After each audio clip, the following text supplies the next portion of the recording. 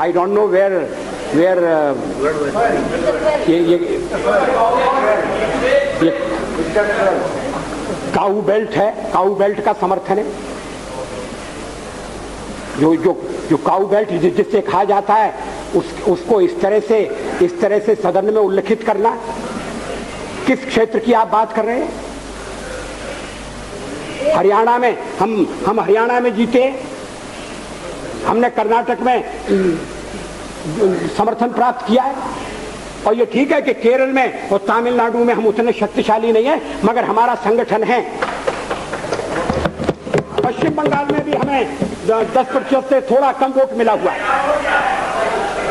अगर आप वोट की बात करते हैं तो फिर 10% वोट की बात करिए। इस सदन में एक व्यक्ति की पार्टियां, एक व्यक्ति की पार्टी, और वो हमारे साथ हमारे खिलाफ जमघट करके और हमें हटाने का प्रयास कर रहे हैं। उन्हें प्रयास करने का पूरा अधिकार है, मगर है वो एक व्यक्ति की पार्टी। एकला चलो रे, और चलो एकला अपने चुनाव क्षेत्र से, और दिल्ली में आकर हो जाओ इकट्ठे रे। किस लिए इकट्ठे हो जाओ? देश के भले के लिए। स्वागत है, हम भी अपने ढंग से देश की सेवा कर रहे हैं, और अगर हम देशभक्त न होते और अगर हम निस्वार्थ भाव से राजनीति में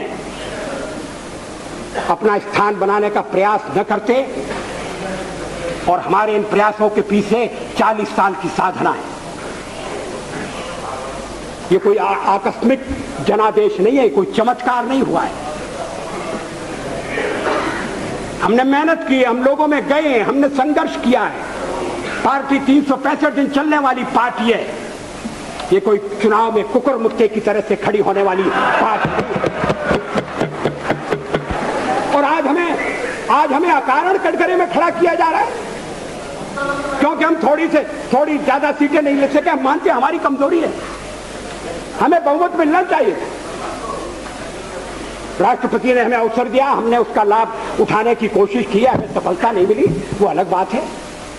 लेकिन हम फिर भी सदन में सबसे बड़े विरोधी दल के रूप में बैठेंगे, और आपको हमारा सहयोग लेकर सदन चलाना पड़ेगा, इस बात को मत भूलिए।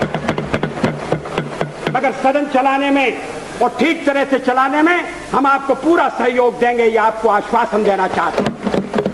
मगर सरकार आप कैसी बनाएंगे, वो सरकार किस कार्यक्रम पर बनेगी, वो सरकार कैसी चलेगी, मैं नहीं जानता। लेकिन जहां तक दलितों का सवाल है, शेड्यूल कास्ट के टोटल मेंबर्स हैं 77, और उनमें से 29 मेंबर्स बीजेपी के चुने गए।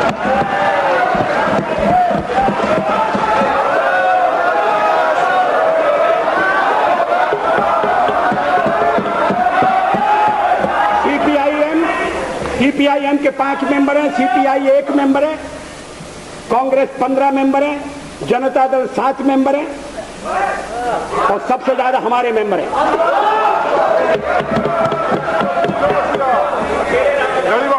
और एसटीसी में भी, शेड्यूल ट्राइब में भी total number of seat is 41, BJP 11। हमारा जनाधार नहीं है, हमें लोगों का व्यापक समर्थन प्राप्त नहीं है। अगर आप हमें छोड़कर सत्ता बनाना चाहते हैं और आप समझते हैं कि वो सरकार टिकाऊ होगी, मुझे तो उसके टिकने के लक्षण नहीं दिखाई देते। वो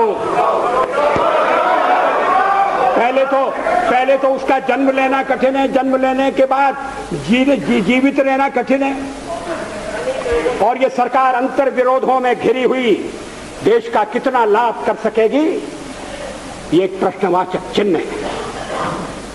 हर बात के लिए आपको कांग्रेस के पास दौड़ना पड़ेगा, और जब आप उन पर निर्भर हो जाएंगे, अभी तो मैं नहीं जानता, पहले चर्चा हुई थी, कुछ शर्तें लगाई जा रही, फिर चर्चा हुई कि कोऑर्डिनेटिंग कमेटी बनाना पड़ेगी। फ्लोर पर भी हम लोग कोऑर्डिनेशन करते हैं, उसके बिना तो सदन नहीं चलता।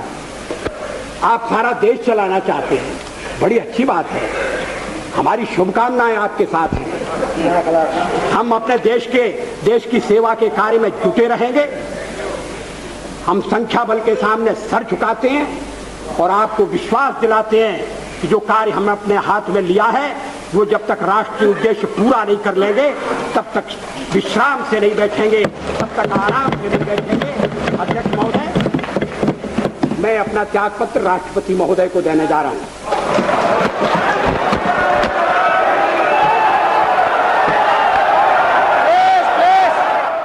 श्रद्धेय अटल जी के विचार, उनकी वाणी आज भी हमारा मार्ग प्रशस्त करती हैं। माननीय प्रधानमंत्री श्री नरेंद्र मोदी जी श्रद्धा सुमन अर्पित कर रहे हैं श्रद्धेय अटल जी के समाधि स्थल पर, सदैव अटल पर श्रद्धानथ। तो ये जो पुण्यतिथि का कार्यक्रम है शुरू हो चुका है। प्रधानमंत्री नरेंद्र मोदी पहुंच चुके हैं सदैव अटल स्मारक से। ये सीधी तस्वीरें आपके सामने। हर हथियार से लड़ने के हिमायती थे। राष्ट्रपति द्रौपदी मुर्मू को आप देख रहे हैं सदैव अटल पर। राष्ट्रपति द्रौपदी मुर्मू पहुंच चुकी हैं। साथ में उपराष्ट्रपति जगदीप धनखड़ भी आपको नजर आ रहे हैं। प्रधानमंत्री नरेंद्र मोदी, लोकसभा के अध्यक्ष ओम बिरला और द्रौपदी मुर्मू जी, माननीय उपराष्ट्रपति राजनाथ सिंह भी मौजूद हैं। जगदीप धनखड़ जी, माननीय प्रधानमंत्री श्री नरेंद्र मोदी जी, माननीय लोकसभा स्पीकर श्री ओम बिरला जी,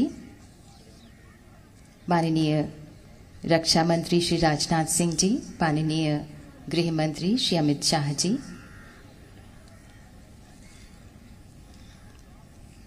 और अब माननीय राष्ट्रपति महोदया श्रद्धा सुमन अर्पित करेंगी श्रद्धेय अटल जी को।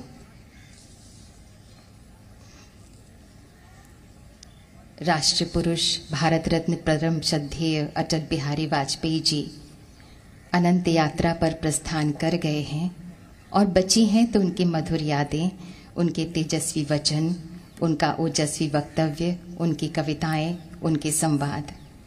हाँ, उनकी देह हमारे बीच नहीं, लेकिन उनके स्मरण तथा सम्मान में उनकी यादें कम नहीं हैं। माननीय राष्ट्रपति महोदया श्रीमती द्रौपदी मुर्मू द्वारा श्रद्धानथ श्रद्धा सुमन अर्पित किया। उन्होंने श्रद्धेय अटल जी को। और अब माननीय उपराष्ट्रपति महोदय श्री जगदीप धनखड़ जी पुष्पांजलि श्रद्धांजलि अर्पित करते हुए श्रद्धेय अटल जी को